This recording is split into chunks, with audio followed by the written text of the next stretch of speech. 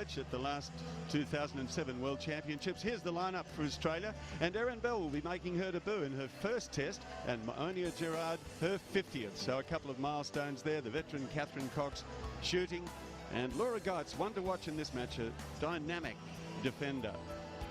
And the substitutes on the right-hand side. The Samoan side, little known to Australian viewers perhaps, like Tera Sassoli is the captain of the team, much shorter in stature, and good to see that they've got a couple of their players back who weren't available for the last championships. One in particular is Sassoli, like Tera Sassoli, and Ofira Karatau, who's in the program as the captain, but she's not captain in this game, which is interesting to see. Well, there they are, the Samoans, and they're just sending out their team onto the court. With me is Annie Sargent. Annie, what do you think of this Samoan lineup? Because I don't suppose you've seen much of them either.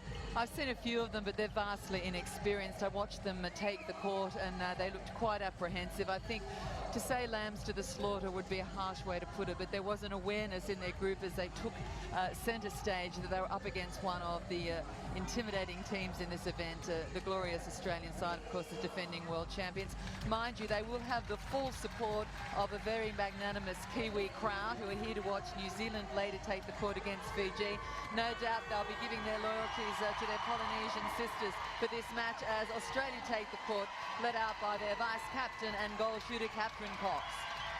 Very experienced lineup, but Erin Bell, there she is, on court there, 24 years of age, 178 centimetres from South Australia, making her first test appearance at wing attack. Nat von Berto, the captain, Monia Gerard in her 50th test match. Corletto and Geitz completes the lineup, and Geitz had a wonderful year for the Queensland Firebirds, where she was one of the most valuable players as they went unbeaten through the ANZ Championship, which of course is played between Australia and New Zealand teams. Beautiful picture, just exploiting the height difference in the stature of Susan Furman compared to her coach Norma Plummer. Specialist coaches for Australia, Nick Cusack, former Australian shooter, Rosalie Jenke, former Australian defender, and their manager Mark Molina, also a former Australian representative. So they're in good hands. Well, it's like every World Cup, whether it's soccer or rugby or netball, the minnows tend to meet up against the champions in the early rounds, and it's a mismatch, but we don't expect Samoa to win, but we expect to see some interesting new faces. Well, just to give you an idea, they met last year in Delhi at the Commonwealth Games. The result then quite significant, 76-39, so a big margin to haul in. Only 3 remaining from the Samoan team from that lineup. So centre pass, and it's Nat von Berto who starts proceedings, getting it through Medhurst, but already there's a turnover, a good intercept made by Samoa. So a good start for them. Australia is formidable. They've won 83% of their matches all time since 1963, and in World Championships, in 110 games, they've only lost 5. So it's a big task for the Samoans. Remember that Samoa, in the capital of Apia, has only 179,000 people, the smallest country at these World Championships. Always top 10 finishes. Samoa placed 8th in 2007 World Championships. They're currently ranked number 9, sadly missing the services of Catherine Latu, who was denied access to the Silver Ferns line. It went to court of arbitration, but she's not playing for Samoa, where she featured previously. She'll hold out so that she's eligible to play for New Zealand in future World Championships. Long range shot. Flirting with 3 seconds is Fa'asavalu, but she puts her hands together, and they're first on the board, Samoa. Fa'asavalu and Sepi Langi, a pairing that is familiar for Samoa. They were the pairing at Commonwealth Games last year, so there'll be good understanding there. And as Norma Plummer alluded, Sepi Langi with some experience of the Australian style back in the days of Commonwealth Bank Trophy, which was the precursor to the ANZ Championship. Here's Erin Bell in her first test. Very cool, lovely pass to Kath Cox, who's 35 years of age and like a good bottle of vintage wine, getting better. Well, she's the most experienced of the Australian players. This is her 87th cap for the Diamonds, and vice-captain, a new privilege afforded her for this event. So she'll be relishing that leadership opportunity and the role she'll play, and steady as she goes at the front, so no misses in the Australian contingent. Laser-like passing by the Australians, leading to that score. They're 2-1. That's Laura Geitz in defence. Brilliant to see Julie Corletto on court at these World Championships. She's had such a fight with a dramatic knee surgery to get back on court, missing, of course, from Commonwealth Games. And I know a very welcome fixture for Norma Plummer. And really little court time. She, of course, played for Phoenix this year. It's just been increasing the court time. She's getting better and better with every touch. So magnificent to see her at goal defence for the Diamonds line. Medhurst feeding well. Across to the far side. And it's back to Medhurst. Structing goal defence with our goal defence. Dalton Hines. Robertson just stood out. Just 22 years of age. Robinson at goal defence for Samoa. And behind her, Va'i.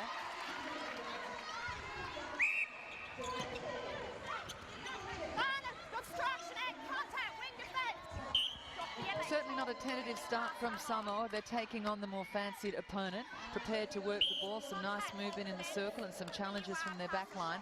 So Australia out to a 3-goal lead, but Samoa wants to really contest early on. The big challenge for them is, can they stay with a team the calibre of the defending world champions? Good shot by Savalu. Makes it 4-2.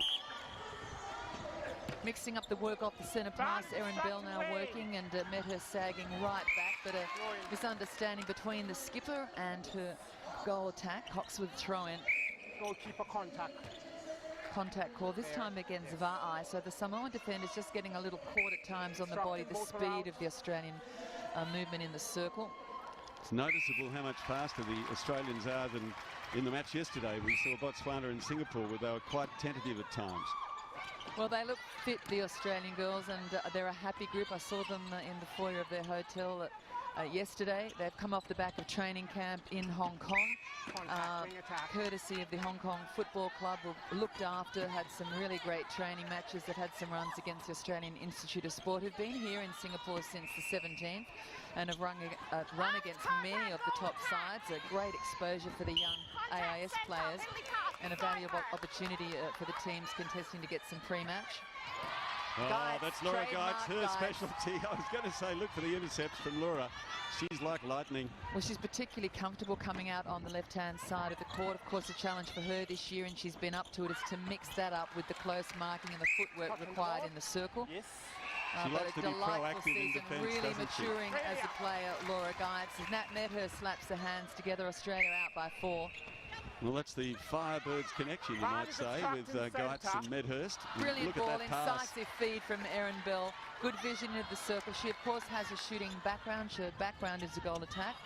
The move from the Swifts to the Thunderbirds in the ANZ Championship saw her work at wing attack initially, then cross into the circle at goal attack where she's familiar. So she's still developing that wing attack game, but a lovely understanding and feeling for the placement to the shooter. And she gets the turnover, so she's featuring everywhere in her first test. Kath Cox, who missed from point-blank range, doesn't make any mistake this time, and it makes it 7-2. Catherine Cox looking relaxed as usual, cool, calm and collected, open with 4 from 5. Nice versatility in this Diamonds line. Erin Bell adds a different style at wing attack. Of course, Australian audiences and New Zealand audiences would be familiar with Green, and also Chelsea Pittman, who debuted in the recent New Zealand series. So some options there at wing attack. Green also a cover centre. Corletto certainly has recovered from that injury, hasn't she? She almost rugby tackled that girl. Absolutely magnificent athlete, and looking at Corletto across the line with Gerard, such awesome competitors and just really able. They'll pick up some whistle because of inexperienced whistles and umpires at this event, but they are experts at getting around the body swiftly and timing that work. Of course, Australia will mount largely a one-on-one defence. You'll see them pressure the ball, but they need to be able to adjust that if a whistle is less experienced and doesn't recognise their ability to do so. Well, the Samoans, as expected, finding it hard to penetrate this defence. Good pressure over the shot from Corletto and the drive down court. That's a stepping call against Gerard. I need to see that again. Unusual for her to pull that kind of call. For those not used to this game, and of course the footwork call refers to regrounding the landed foot, the first foot to touch floor after you take possession of the ball. Can't be regrounded before you release. Throw in Samoa. In the circle area. Yes. that Jamaican result prior to this match, 72 against South Africa, saw Romilda Aitken, who'll be familiar to an Australian audience, of course, Firebird spearhead shooter, named player of the match with 40 from 49. And there's another twin tower. Yeah, she wasn't the biggest, just 2 centimetres short. Brings another 2 centimetres to the court when she came on and Aitken was rested, so a fairly intimidating powerhouse has Jamaica under new guidance with Oberon Peterson. So the top 4 looking particularly impressive. New Zealand yet to take the court. One of the most wide open world championships I can recall, wasn't it? Well, Australia and New Zealand have bragging rights for most world championship titles. Trinidad and Tobago appears in the late 70s. They were an intimidating force. But England and Jamaica have pushed up in recent years. It's a more global game now. Sees players travelling to live in Australia and New Zealand to contest in the ANZ Championship. And yes, those 2 teams have pushed closer up, and they are threats to the big 2. And underneath that, there's just a wonderful challenge. It's an absorbing challenge, the likes of South Africa and Malawi and others who really want to improve their rankings, and that battle will be on for young and old, just underneath the top 4. Medhurst makes it 9-3 to Australia. Medhurst just taking the speed off that feed. Smart work just to adjust its angle into Cox. Not converted, though, by Australia, and Samoa with the turnover. A one-on-one defence proving a hazard for Samoa. Yeah, Bell and Medhurst working hard down court. They'll be asked to keep the pressure up right down to the far transverse line. Working tight just on the 3-foot mark, the 0.9 metres, arms over. Seppi Lange coming out, but guides again. Great timing, time to perfection. And bear in mind, she couldn't cross over that transverse line. She's a keeper. She can't move into the centre third, so she needed to get the touch, time it, and still land within her constraints. And Cox rewards her with a fine shot. Good swish there from the Australian vice-captain. What a start by the defending champions. 3rd World Championship for Catherine Cox. As we said, the most experienced in this line. No Sherelle McMahon. Sparrow thought they'd love to have brought the Australian captain here. Nat Von Berto steps up, has been named captain in the absence of McMahon. McMahon injured, of course, earlier this season with Achilles. So that is a huge loss to the defending world champions and world number 2 as Samoa take a timeout. With the score at 11-3, and it's really been a shock for the Samoans, the pace of play from the Australians. They did start with the first score. It's their centre, Sassoli, who's taken the timeout, just checking the knee, and Norma Plummer quietly addressing her troops. A little unsettled early for Australia, but expect Samoa to come out with a bit of passion and pride and try and make a contest of it as long as they can. We expect it to open and Australia to have things their own way as the match progresses, such as their experience. Sassoli, by the way, has just had a baby. She's been out of netball for a couple of years since representing at junior level, and this is her first world championship, and she's come back bigger and better than ever, they say. A brilliant mid-quarter, but this looks like a nasty little injury. Well, just her 4th cap, and pretty much a settler, I think, for Samoa, just to regroup. Australia had scored the last 4 on the trot. They were starting to get pieces of the ball in defence, starting to pick off some intercepts, and they're just steadying the troops, organising the forward line.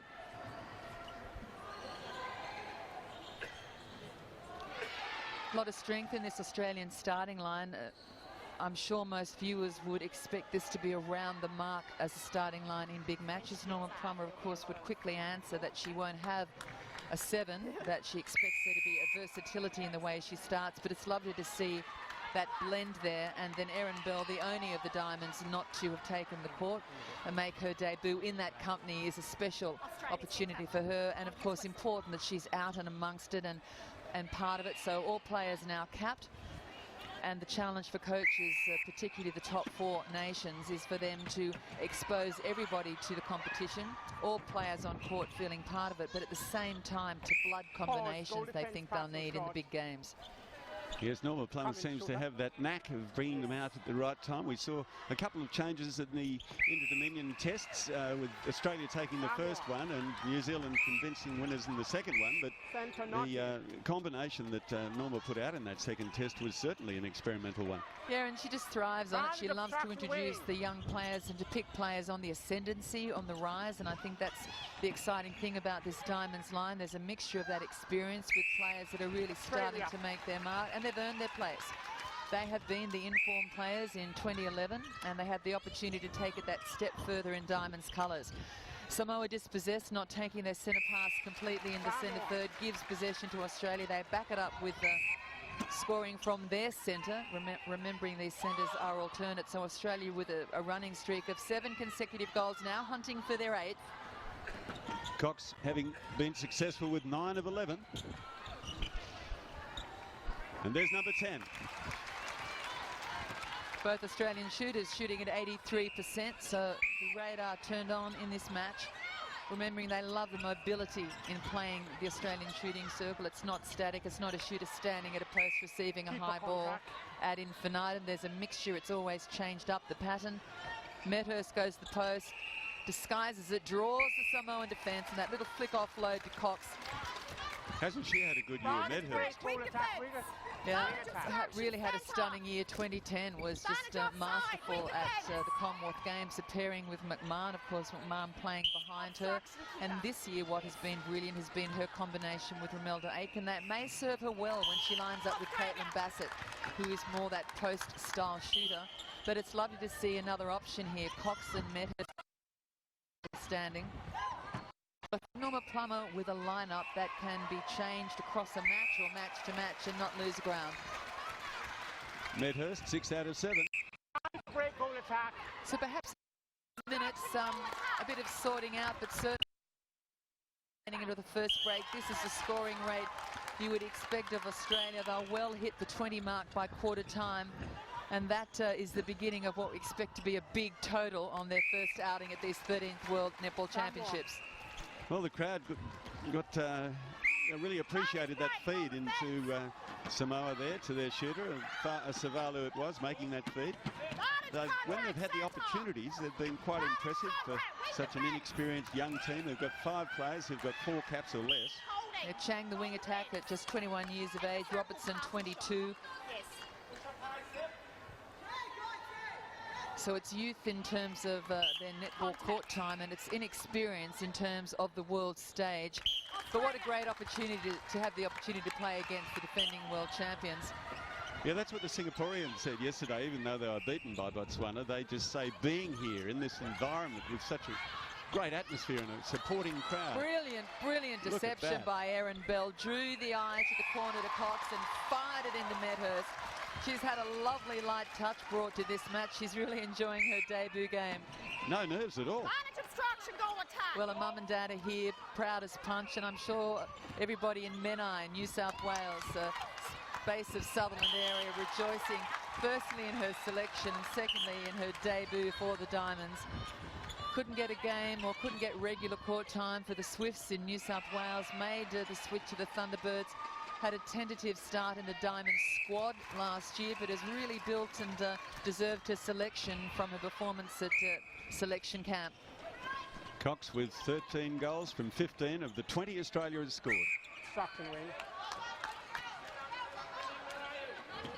Penalty count 17 against Australia, 14 against Samoa, so fairly even in the opening part of this match. Intercepts favouring Australia. Berto dynamic in the midcourt. Nat Von Berto honoured in yesterday's opening ceremony as part of the theatre. She walked through a dimly lit stadium holding the World Championship trophy as the defending world champion captain. Right across the court, placed it on a rostrum. It was floodlit, very special. She then left the court with the Singapore captain, Jean Ng. So a lovely moment in history for her to regale to the grandchildren. And she stepped up to the role of leader like she was born to it. And leaders come in such different packages. Historically, the Caldos, down through the ages. Liz Ellis, a different brand again. Cheryl McMahon, her own style. And Nat Von Berto, such a quiet, understated workhorse, but such a brilliant example and a leader by example for this Australian line. Cox just continues almost monotonously to put them in to take the score to 23-8. Winding down at the end of the first quarter. It's been all Australia.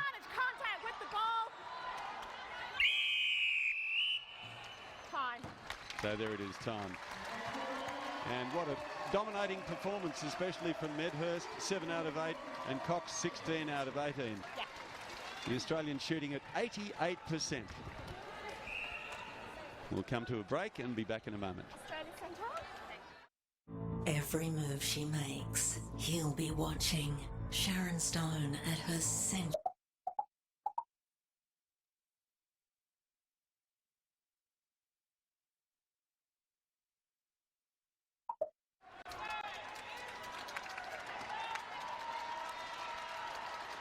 And welcome back to the indoor stadium. 2 matches here in progress at the moment. The one we're concentrating on, of course, is Australia against Samoa. And a dominating performance by Australia in that first quarter, as we expected, of course. Some interesting new faces in the Samoan team. A lot of inexperience there. And a couple of changes, I think. We'll pick those up for you in just a moment. No changes to the Australian lineup. They are as they started the first quarter. Sorry.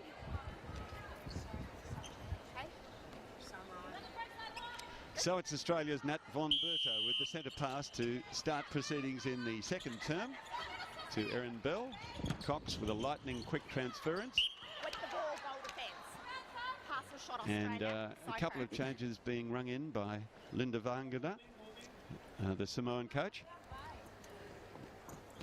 Nat Medhurst, oh, great shot Samoa. from the baseline. 24-8 now.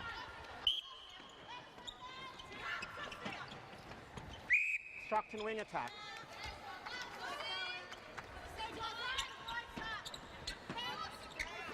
Tavai's on as centre. Well, both. We've got to discern those quickly because both Tavais are on. At goal defence, Tafaoga Ta'ai is on replacing Robertson. In the centre, the sister comes on replacing Sosili, who moves to wing attack, and Chang has left the court. So they've really rejigged the mid-court and to tighten up the defence.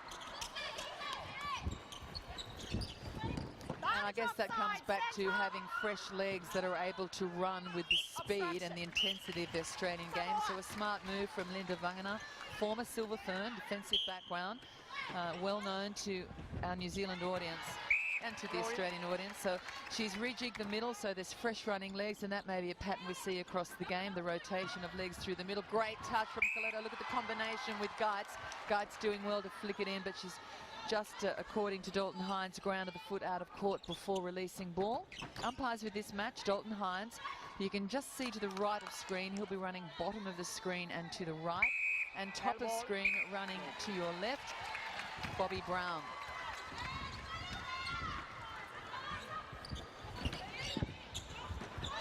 So just running over those substitutions again. Sosili moves from centre to wing attack. Tavai comes on at centre, and Tavai Tafaoga comes on at goal defence, replacing Robertson.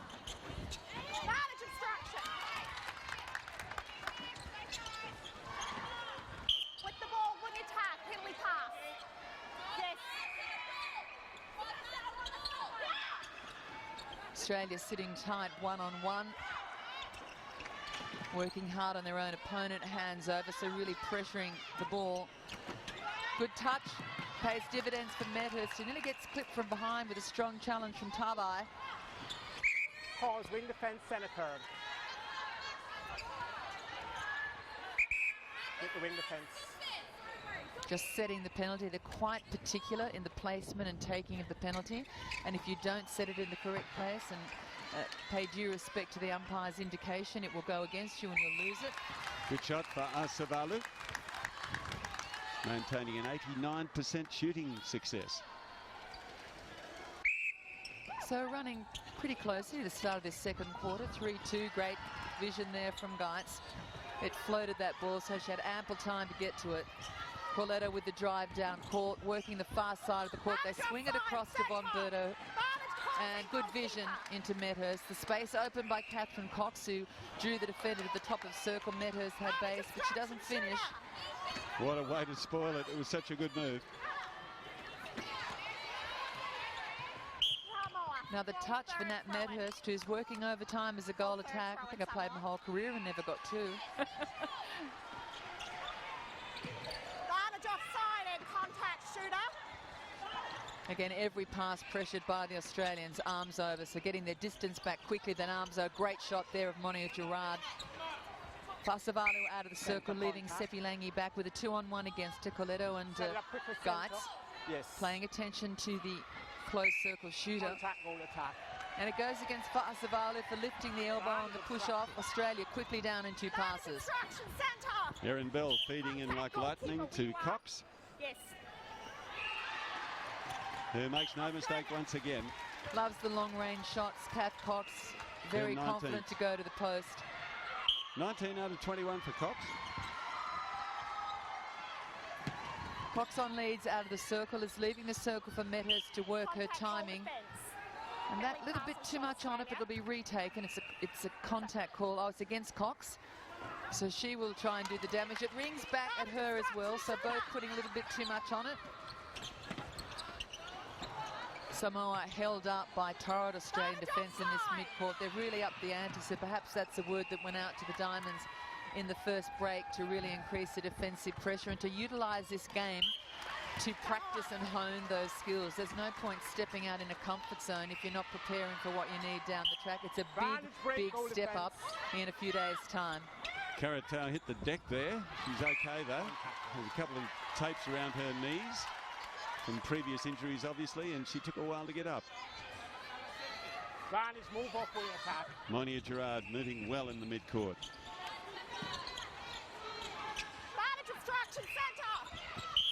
Samoa, one of the 16 teams contesting these World Championships by virtue of coming in the top 2 along with Fiji in the Oceania region.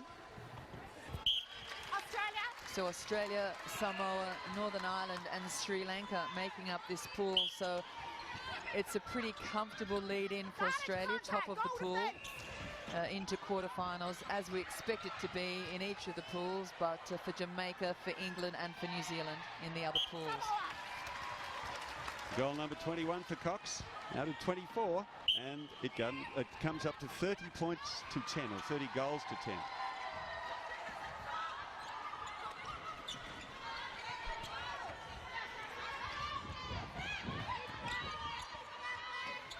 Great work by the Australian defence line. They force the ball back to the transverse line. Again, no easy access. They pick it up, Langi by Fasavalu. And they were patient then, Samoa. So good, steady work by their forward line to withstand the pressure being mounted by the Australian defensive combination. Working as a unit from Von Berto right to the back. Contact goal defence. Expect the Australians to make changes at half-time and introduce more of their squad into the game, have them all up and firing. It's one thing to have the pre-match work and the training, but after a while they're just anxious to get on court and claim ownership of the event. So really important they feel that. Gee, they nice look float. fit when you're this close, and they look so fit, don't they, the Aussies? Absolutely stunning. Little chat between Medhurst and Bell, just sorting out timing, perhaps reorganising space. He'll be working off the line at the centre.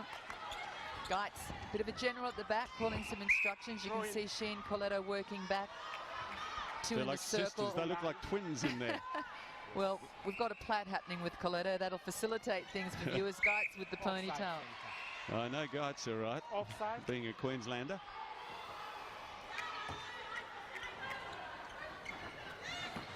Split circle working for them. The pressure outside by the 2 defensive players in Gerard and Von Berto. Almost a touch from Gerard. Just so quick as a whip round the body. Just magnificent speed. That's a lovely shot from Fasavalu. She continues on strike. 90%, 9 from 10 for her. And the other shooter, Langi's got 3 out of 4, so they're still shooting it pretty much the same as the Australians. It's just the access to Langi, because Better. the Australians are splitting 86. the circle a lot. 86 to Australia's 84%, but they've had precious little possession. And it's a 20-goal buffer for the Aussies. Contact ring defence. Yeah, almost a causing call against Gerard, working from behind the player. She steps out. She's got the numbers. Gerard catches them. Now that's a great feed. Good feed from Saucely. And Lange adds another. So she's starting to get into the game a bit more in this second period. And just too easy for the Australian Diamonds. Shooter-to-shooter play, which usually indicates they're quite comfortable working their way through the defence when it can be played shooter-to-shooter. Nice roll from Seppi Lange at the back of Laura Geitz. Great lean over the shot from Laura Geitz, forces the missed shot. Contact keeper. Good extension.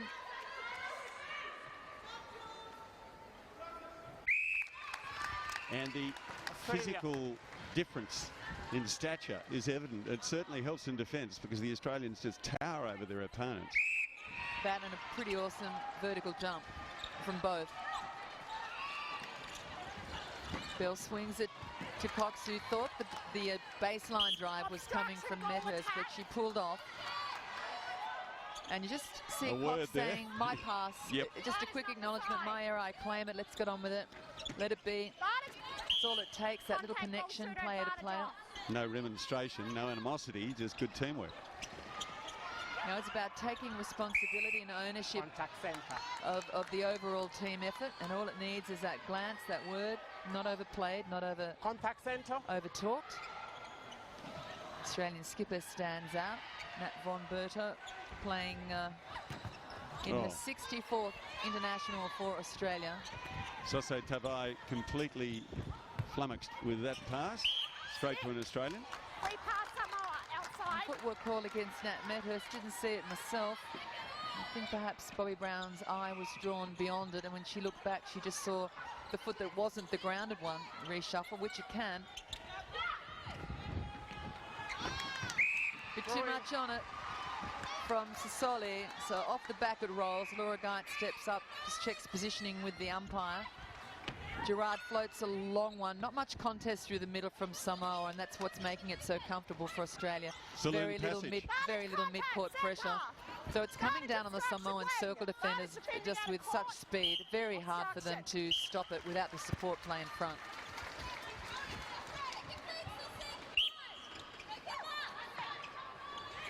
Shows the fitness of the Australians. They've made no changes, and the Samoans have rung in 3 or 4 because of the pace of the game. I think it's more important to get the rhythm and the timing happening for the Diamonds, so you could expect them to stay out there for at least the 2 quarters. Having said that, as you would expect, just to my right, and I mean immediately to my right, the Australian bench has stood out of their seats and are warming up, and that will be a pattern for every quarter, whether or not they think they're required. It'll be military precision. You can expect that from the Silver Ferns, from England as well. Been a very impressive performance from the Diamonds. They're really shining. The Diamonds carried 4 training partners with them across to Hong Kong, also to the tests in New Zealand, so that they trained as a full contingent, and so that should an injury need to be replaced, they were on hand, up to speed with tactics, combinations and the workload. So they departed the contingent from Hong Kong when the Australian team left Hong Kong to come to Singapore, but right with them into that last phase, and just a wonderful idea. Really keeps the next in line in touch, and a great valuable opportunity for those 4 players. Such a professional preparation. 36-15 with just over 2 minutes until half time, and still the Samoans are shooting admirably. 83% to the Australians 82%. Yeah, just 3 misses in total for them. It's just the lack of possession that's hurting. Obstruction wing defence. It's a tribute to the 2 girls in the circle, Geitz and Corletto. Penalty count just opening up a little against Australia. They're on 32 penalties. Contact on the ball wing. Ooh, Monia Gerard working really hard to hold a distance and hold space above the ball. The ball being worked so much that that's almost an argument that the ball was brought into hands. It's Lovely that shot. fine call for the umpire as to whether the defender's arms have moved down or the ball moved into the defender. Seppi Lange, a lovely shot. 5th successful one out of 6 shots. Oh, not looking good there for Tai, who came on to replace Robertson at the end of the first quarter and is hobbling to the ground, limping badly on her left ankle.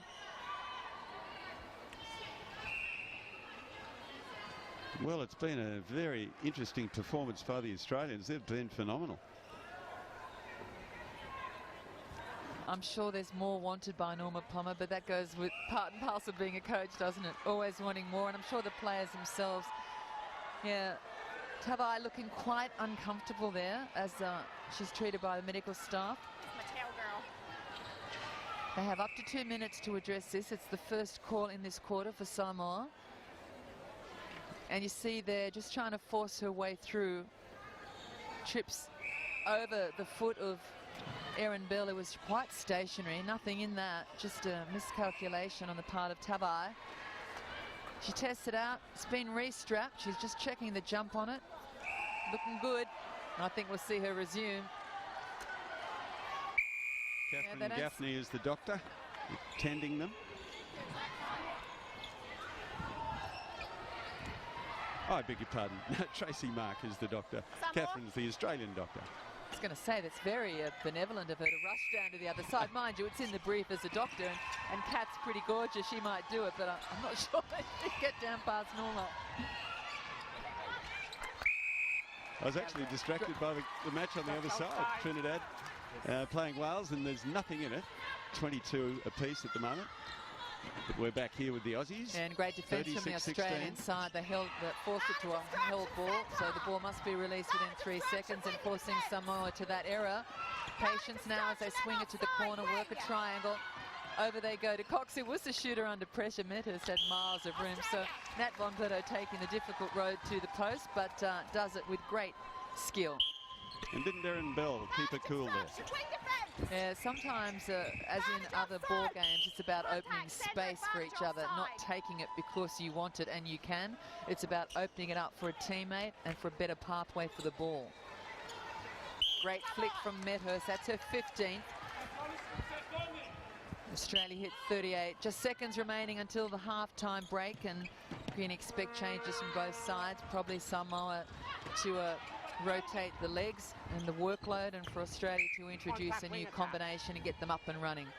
Just out of interest, the biggest total by Australia against Samoa was 82 goals in 2007. So I suppose that's some kind of target they could aim at. Not that they'd be conscious of that sort of record, but it's one of those statistical things we look at. No, you're sometimes more conscious after the event. I think for the Australians, it'd be the business end of things about nailing the particular task Norma Plummer's given them as individuals, and then the team focus. Well, a dominant performance by the Australian Diamonds, leading by 38 points to 16, and it remains to be seen if Samoa can come back.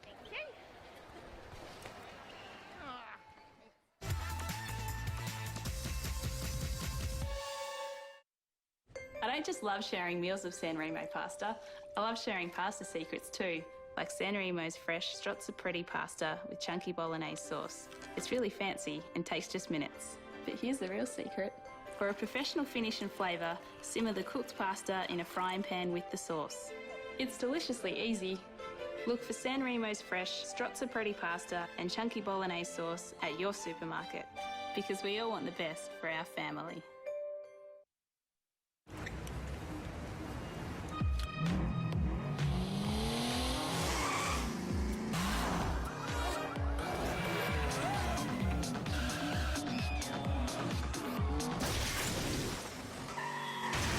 Hey bud, lead a life less ordinary with the new PlayStation certified phone from Sony Ericsson, Xperia Play. Available now at Telstra.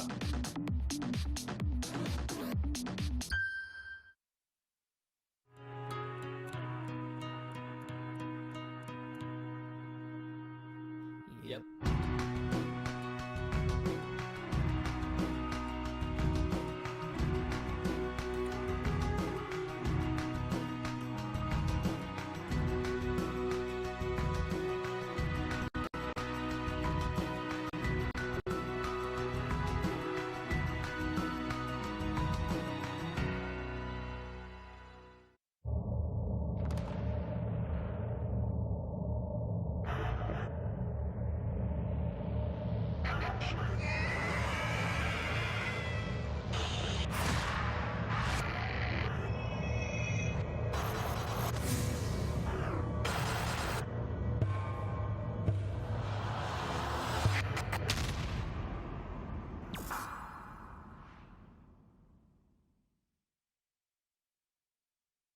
A girlfriend told me about Lorraine Lee Linen party plan, and I thought it'd be perfect for me. Mum, where's my netball uniform? Just a sec.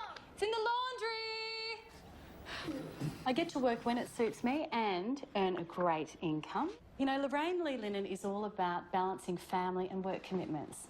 I get to sell gorgeous linen and meet lots of new people, and the best thing is, I'm the boss. Mum, we're gonna be late! For a career that works around your life, visit linenparties.com. One day you'll wake up and know it's time for a change, and all it takes is a spark. The new Barina Spark. A welcome change from a cute little small car. Like your perfect partner, it's hot on the outside, but what's on the inside counts too. 5 doors means it's short skirtable and easily reversible. With 6 airbags and stability control, you have complete confidence. You choose the mood, you make the tough decisions. So grab the wheel with both hands and kiss cute goodbye. The all-new Holden Barina Spark. Go better.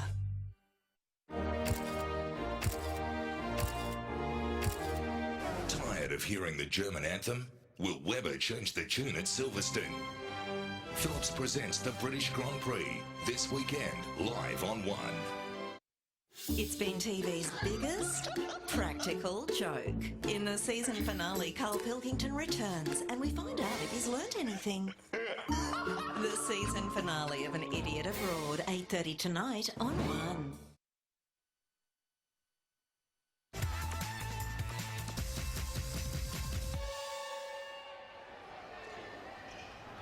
We're at half-time in the Pool A match between Australia and Samoa.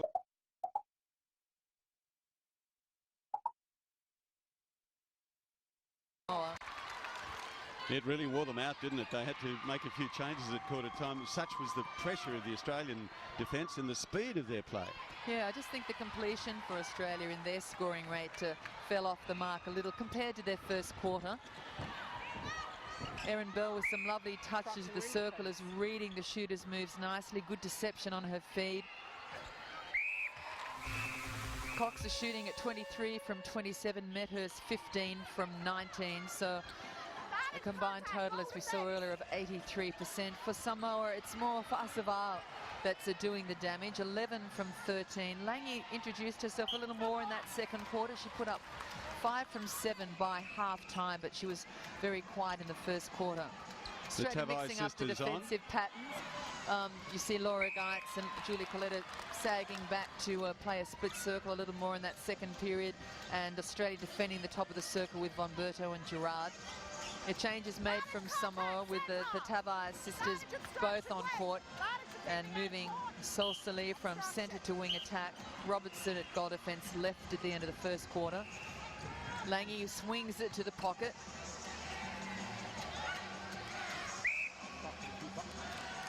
Yeah, that looked to be good distance then from Laura Geitz, but she does go for obstruction. Bonberto flying through the court, the Australian centre and general. Australian shooters sharing the space well. You have Cox driving base, Medhurst pulling top of the circle again to split the defenders, and then it becomes just a judgment call from the feeders as to where they'll dispose the ball. Now, you saw Jamaica in the match before this. How do they compare with Australia? Oh, it's just such a different comparison. With Jamaica, you just have a game plan that's all about get the ball down, hoik it really high and get Aitken or Fowler to pull it down from the rafters. And of course, it was to great reward for them. Absolutely wonderful athletes. They're entertainers. They love the aerial game. I thought more structure than we've seen in recent terms from Jamaica. You could see some influences. Jill McIntosh has been over there assisting.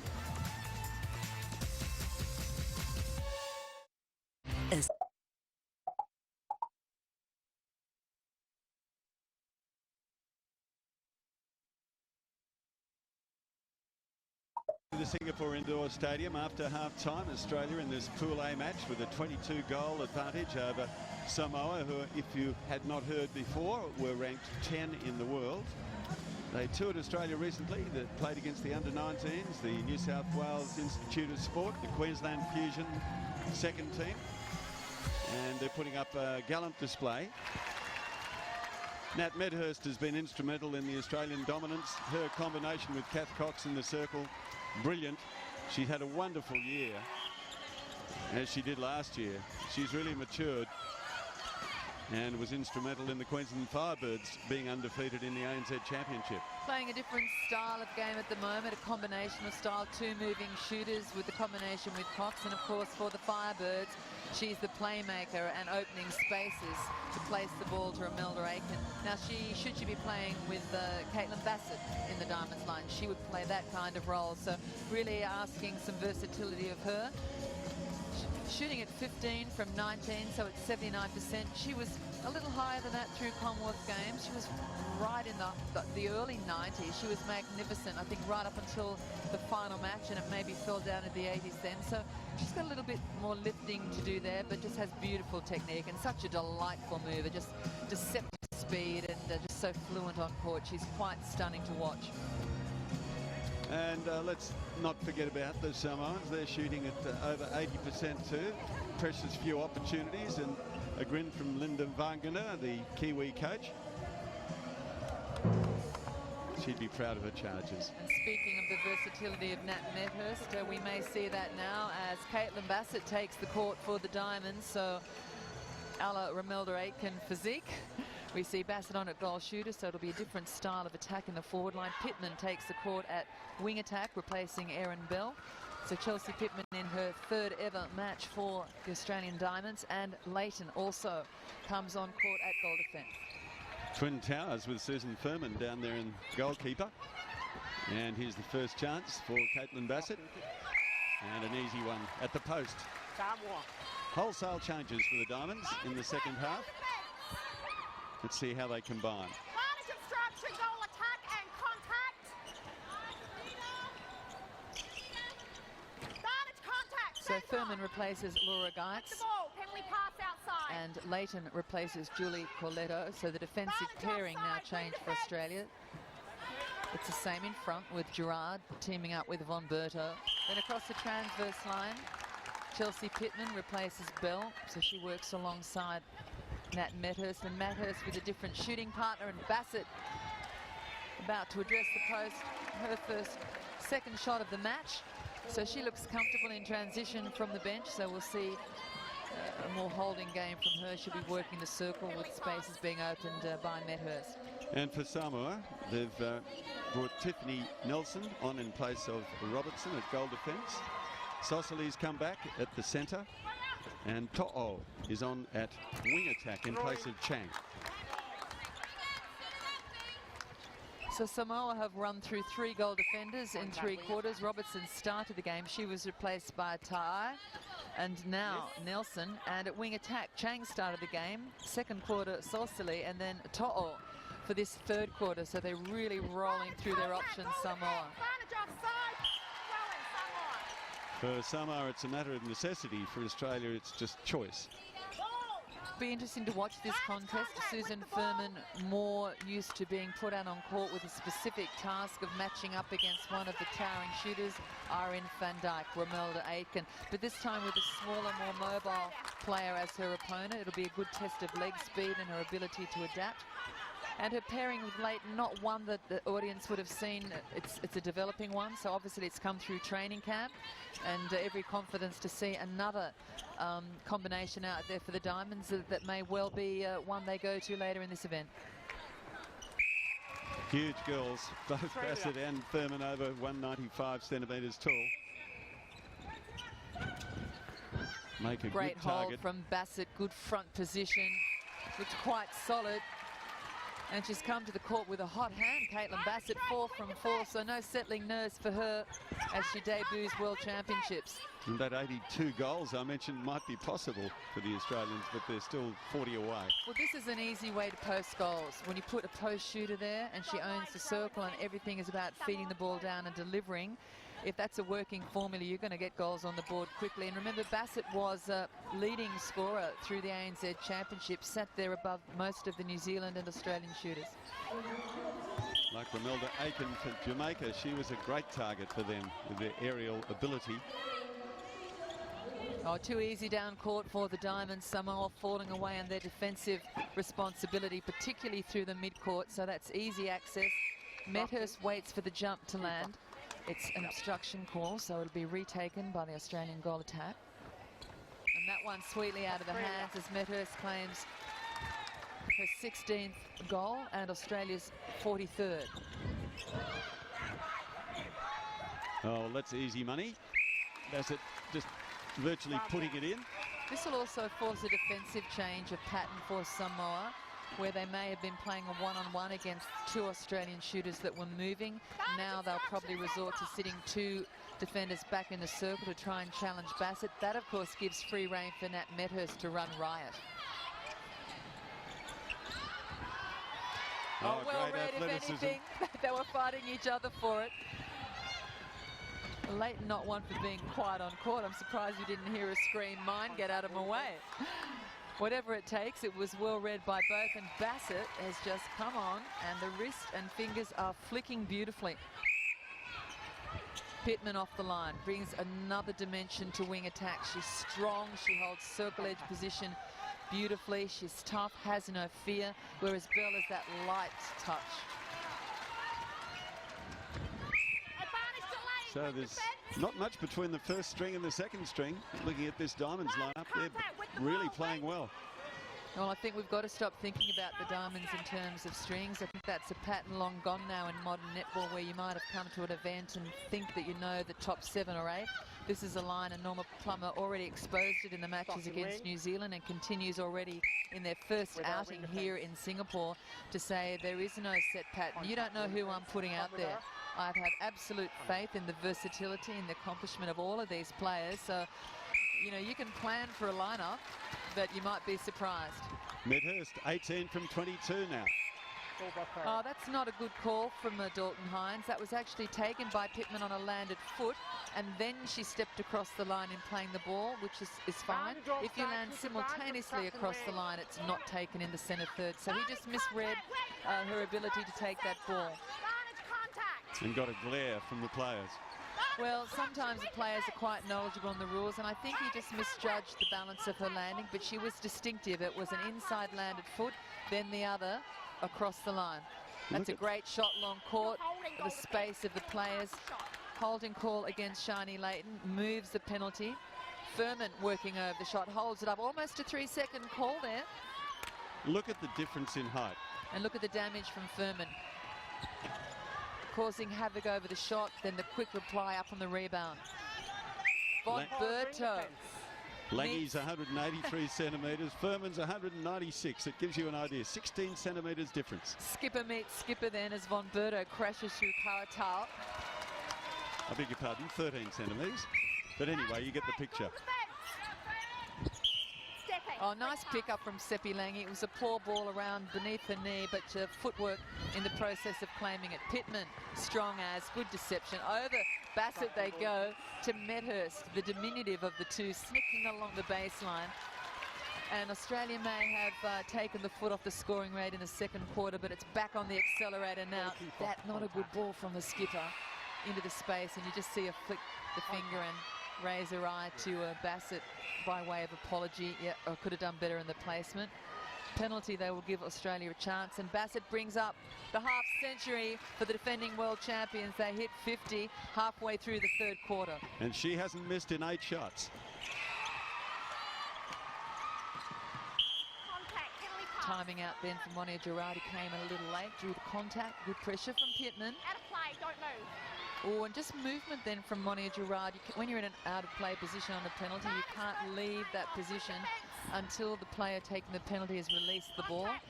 So Girard just a little anxious to get on with it. She's relishing the opportunity in her 50th cap for Australia to claim everything she can.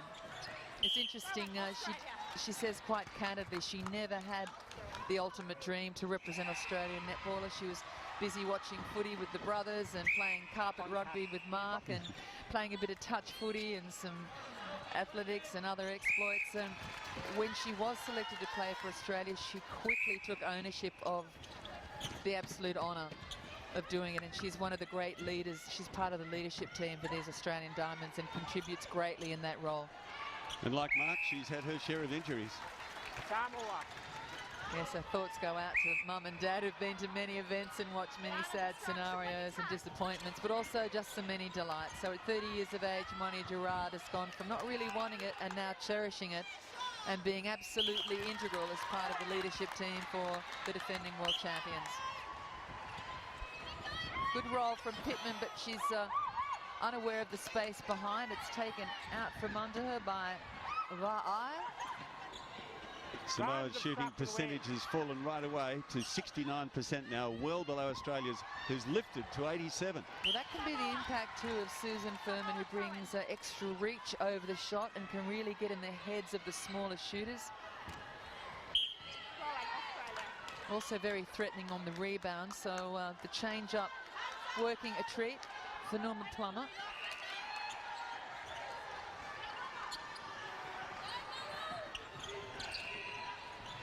Already 14 goals posted in this third nice quarter, intercept. and just under 6 minutes remaining.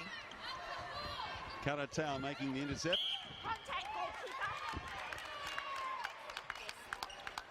Yes.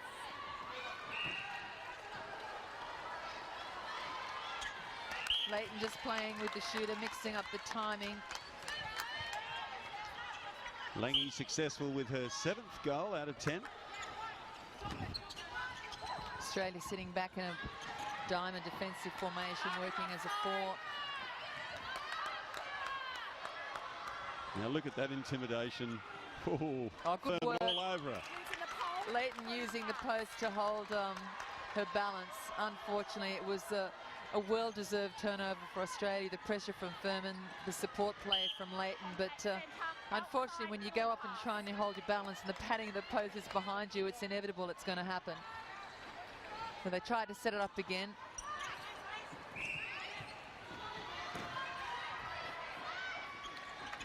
Well, they have to resort to kicking it back out to the transverse and then come in for another attempt.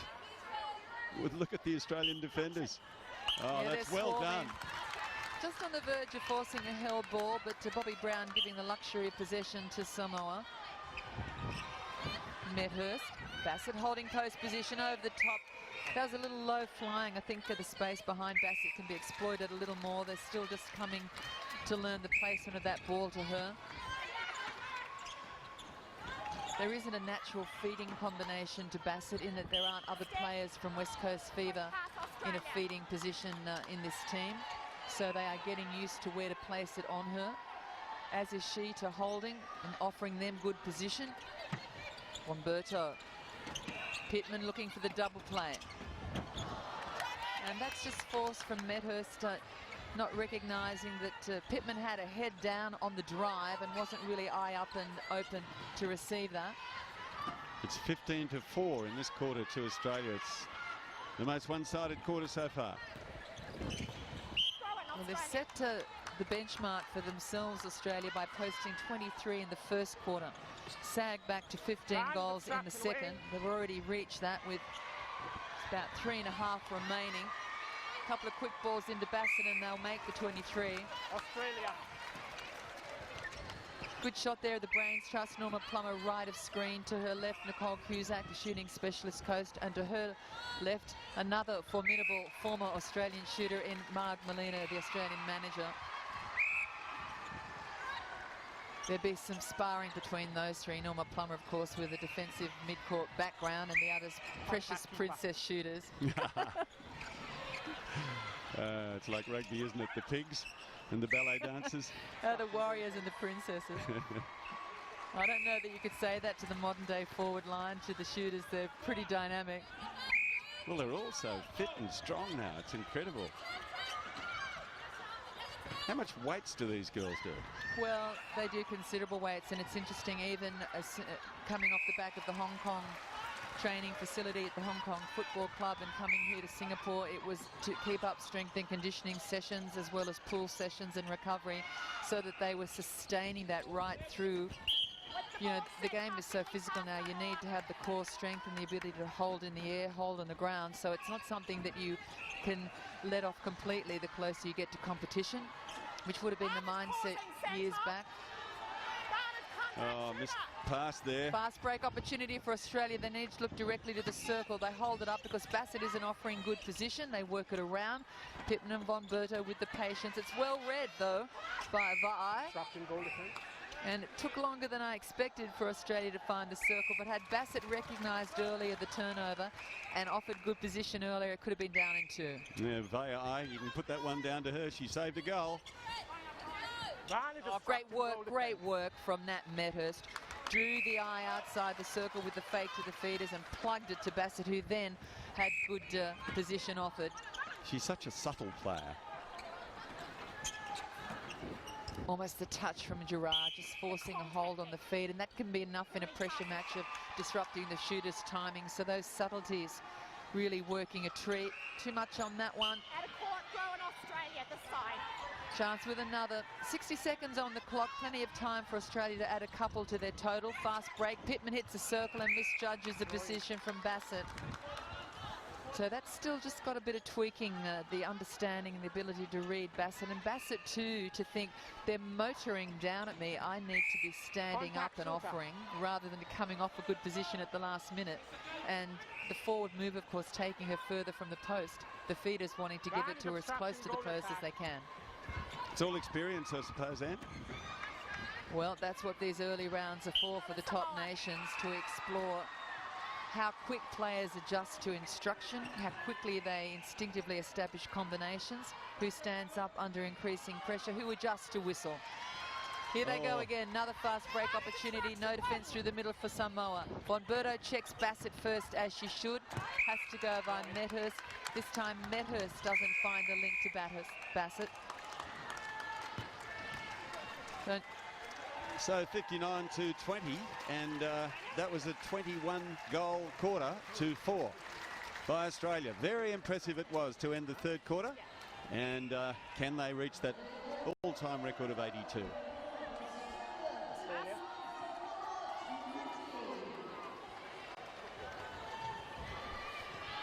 Well, very interesting. Different combinations for the Diamonds. Of course, the force changes for the Samoans because they're so worn out trying to keep up with the pace of this game. But the result's been the same. It's been Australia right throughout. Yeah, quite a third quarter for Samoa, posting just 4 goals. They posted 8 in each of the first and second quarters. So the defensive change for Australia slowing down Samoa, also robbing them of some accuracy. They were 80s early in the match and they've dropped to 65. So I think the reach of Furman and the rebounding power causing some havoc for them. Australia continuing with solid accuracy, but Bassett lifting that. She posted 15 from 15 coming on at half time. So that is a very delightful stat for her. And Australia, as we noted at the end of that third quarter, with a couple of opportunities spoilt by not being able to get the ball to Caitlin Bassett, that could have made that scoreline even more punishing. Remember last time they met, Australia 76 defeated Samoa 39 at the Delhi Commonwealth Games. So that a bit of a benchmark for us to gauge against. I've got the other stat from the defensive angle. The least goals scored against Australia by Samoa was 25. So if Australia can keep them to less than 5 goals in this quarter, that's another record defensively, which of course is half the game.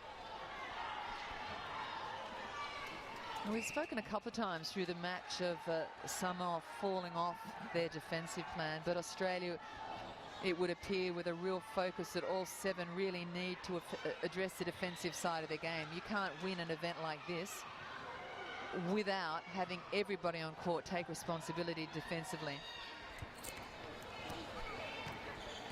Just trying to look at some changes from both. We'll bring those to you as soon as we can.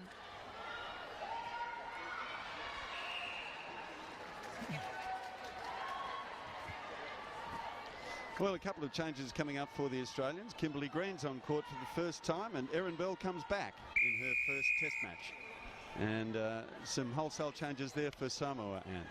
Yes, Chang, who started the game at wing attack, re-enters the game for the final quarter. So that will be the 4th change at wing attack across each quarter for Samoa. Robertson is back on. She started the game at goal defence. She's now back on for the final quarter at goal defence. And Tavai returns to centre. So again, really tweaking the line is Linda Vangana as she tries to stay in touch of this Australian side, world number 2 and defending world champions. And for Australia, it changes to Erin Bell, who started the game at wing attack, returns to the game at goal attack. So she will now try her hand at combining with Bassett and feeding and placing those high balls to the post. Contact, And wing Kim attack. Green takes the court for the first time, and she replaces Nat Von Berto as centre. So the Australian skipper given an early mark to the bench, a reward for good effort. Kim Green, great defensive centre, comes up with the ball early. That'll boost her confidence early on. Look at that pass, like a rocket across to the wing attack. Kim Green and Erin Bell both hailing from New South Wales, from Sydney, Sutherland area. So good knowledge of each other, both 24-year-olds. They would have played with each other coming through the junior ranks in New South Wales. And interesting, I did read a press release earlier that Kim Green copped an elbow from Erin Bell in a training session in Hong Kong.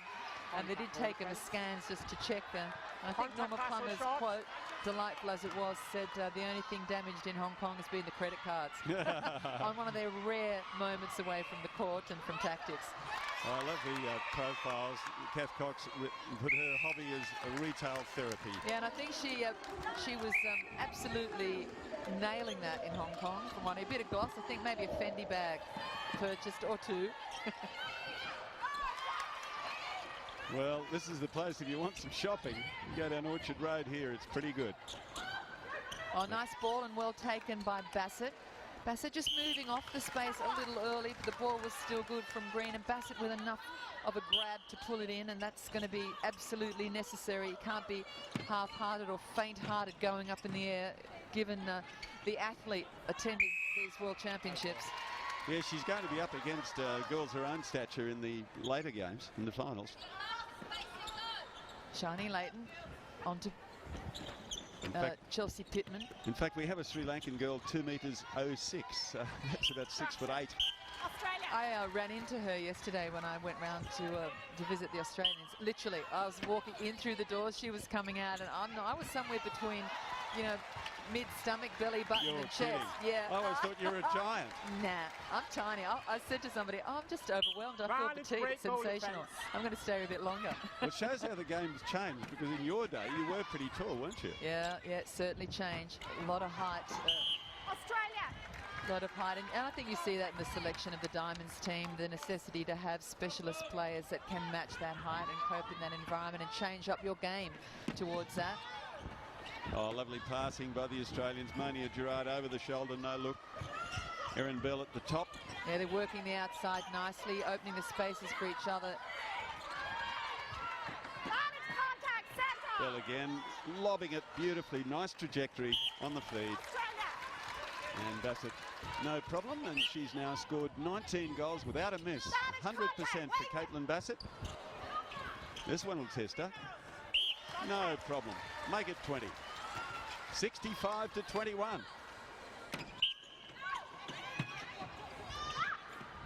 The Australians just romping home with a wet sail.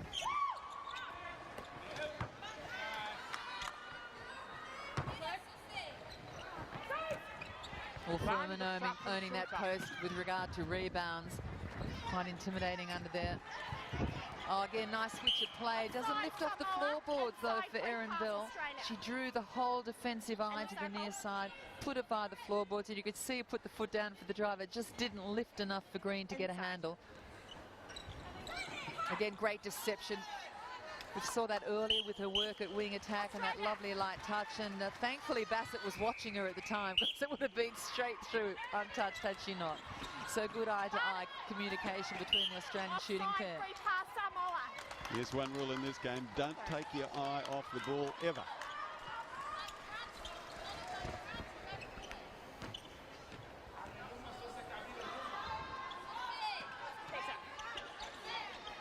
Advantage contact, goal attack.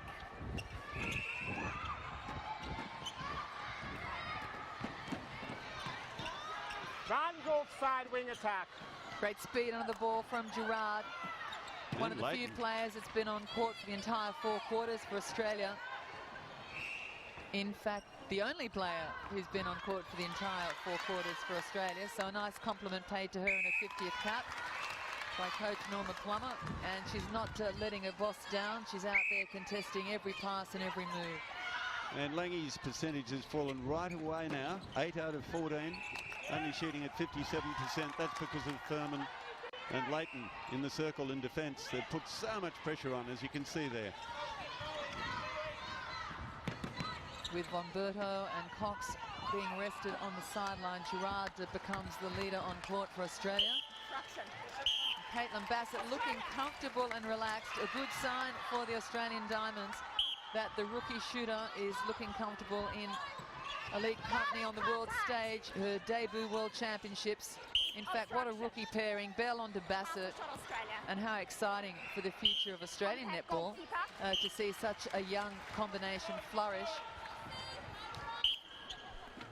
Yeah, there's only a few oldies, if you want to call them that. Catherine Cox at 35 and Monia Gerard 30, the only ones over that milestone. Oh, that's going to get back. And you're on your own on that call. I mean, I'm not going to be part of that one. At what age do you get called a veteran? I think they're quite ruthless nowadays. You just have to notch up a few caps and you're called a veteran. But I'll stay out of that debate or they'll start throwing dinosaurs back at me. So I'm just going to call the game. Bell goes to the post and she can do that pretty well as well. That's her third goal. Erin Bell showing she's not just there to feed the ball. She'll go to the post when required. Beautiful high shot, high release. 10 goals to 2 in this quarter to the Australians. Yeah, having things their own way. Another swisher from the young Sydney. What a goal game attack. she's had. Yeah, She's been switched from goal attack to goal shooter. Wing attack, I should say. Goal third. Goal third. Like she's been born to playing test matches, Erin Bell. Dalton Hine just setting the penalty. He wanted it in the goal third, not the centre third. Leighton comes out, tries for a piece of the intercept, just mistimes it. But it's great, as we said in another game, to see that attacking sense of defence because it does disrupt the attacking format of your opponent. Defenders out hunting. Fa'a Savalu now 15 from 24. Despite that pressure from Furman, she's made that shot. She's shooting at 63%. A smart ball from Green in progress to the post, and Bassett continues with 100%, 23 from 23.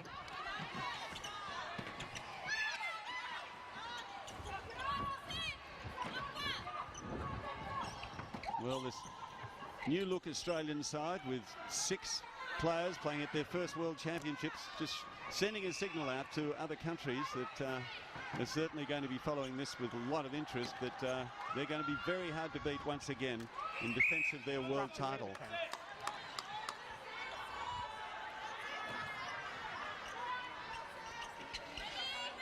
Seven minutes left and only 11 goals to score for the Australians to eclipse their highest ever score against Samoa.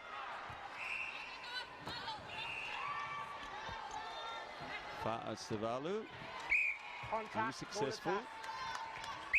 Goal attack.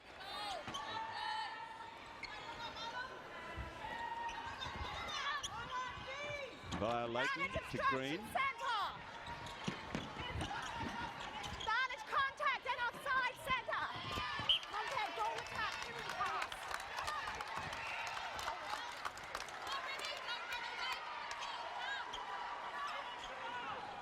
Good pressure defence by the Samoans.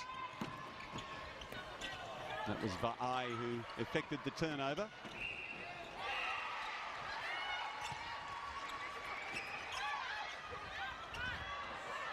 Lange trying to get it to her teammate, but turns it over to Gerard. Now Bell. Contact and offside. Oh, yes. Contact goalkeeper. Quick and accurate passing by the Australians. So Caitlin Bassett continuing that 100% record, notches her 23rd goal. 24th, in fact. Behind wing attack. Takes the score to 72.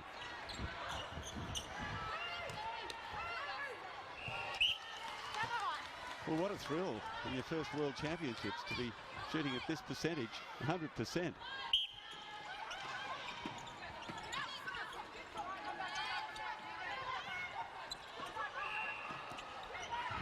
And I think the Samoans are getting a bit weary because they've had to work so hard in defence.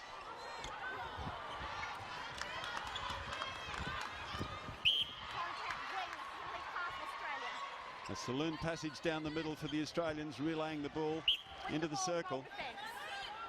Well, it's a vastly different Australian line from that which took the court against Samoa October 2010 at the Delhi Commonwealth Games, but they will exceed that scoreline. Australia posting 76 back then and on the verge of cracking that and some more. Oh, yes, lovely pass.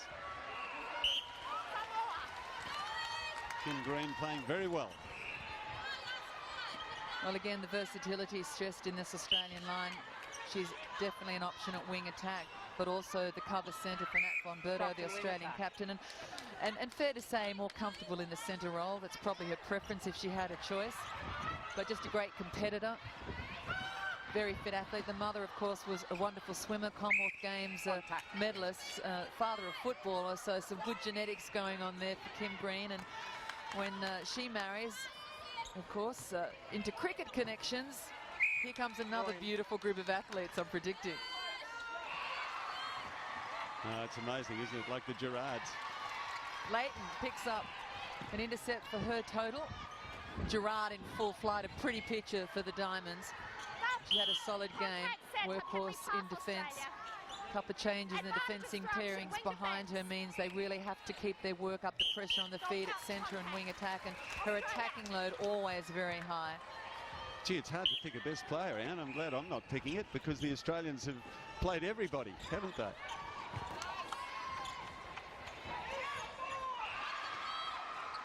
Perhaps Monia Gerard because she's the only one who stayed on court for the whole match. Yeah, I think Nat Von Berto was very steady for Australia as well. It's hard when players are replaced at half-time for them to pick up points, but Gerard's certainly a workhorse. Bell's had a lovely outing on debut. Bassett too, who played that second test against New Zealand recently. I think we've seen growth even from that game to what we're seeing today. Yes, it's not the same calibre of opponent, but she just looks like she's feeling more comfortable in that Diamonds uniform. And there's nothing to be sneezed at. 28 goals from 28, so posted well. Did you ever shoot 100% in the World Championship? I've shot 100% in internationals, 3 consecutives, not a World Championship. It's not easy to do. No, particularly difficult to do. And a lot of pressure across a full match when they keep pointing out that you haven't missed. Could you take your stats away from me? Commentators. Which does bring up a lovely story about Vicky Wilson, who was my shooting partner when we were playing well, who kept throwing the ball to me, and I was thinking all sorts of evil thoughts about her. She knew what she was doing, and I just kept saying, you take some. Don't give it to me. I don't want to know about this streak I'm on. But a long story. We'll leave that for another time, maybe for a breakfast. Yeah, Vicky with one of the supporters tours.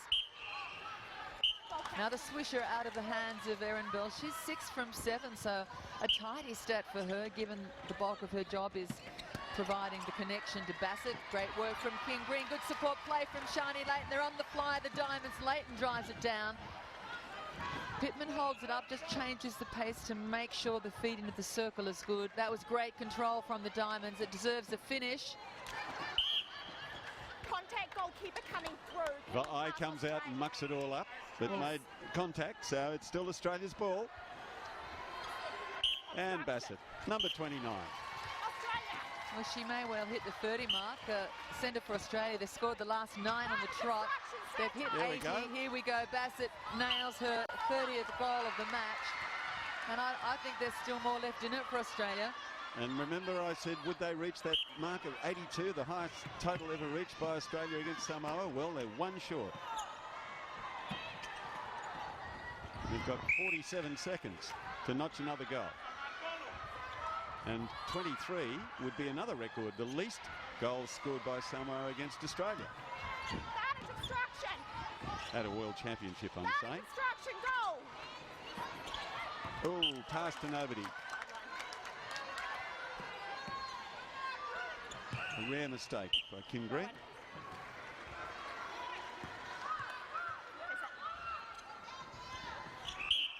So if Australia wants to get another goal, they've got to somehow get possession. That one-on-one defence has been a real problem for the Samoans. As the clock ticks down, I don't think they're going to make the 82. But Samoa aren't going to make the 25, so there's one record there. And it ends up at 81-23. A demoralising performance by the defending champions, Australia. The Diamonds successful in their first outing and putting so many players, the whole team got out on the court. And Monia Gerard in her 50th played the whole match. Compliment to the coaching staff from the Diamonds. They certainly rung in the changes at the right time. And the Samoans were gallant in defeat, but completely outclassed, as we expect at a World Championships when the champions take on the minnows. And of course, after Wednesday, they'll sort themselves out into top 8 and bottom 8. And we'll see the cream rising to the top with Australia, New Zealand, England, Jamaica, probably the likely semi-finalists. And Samoa will play in that bottom 8 and try and improve on their ranking of 10th in the world. This program brought to you by the ANZ Junior Club of the Week program, helping to develop the next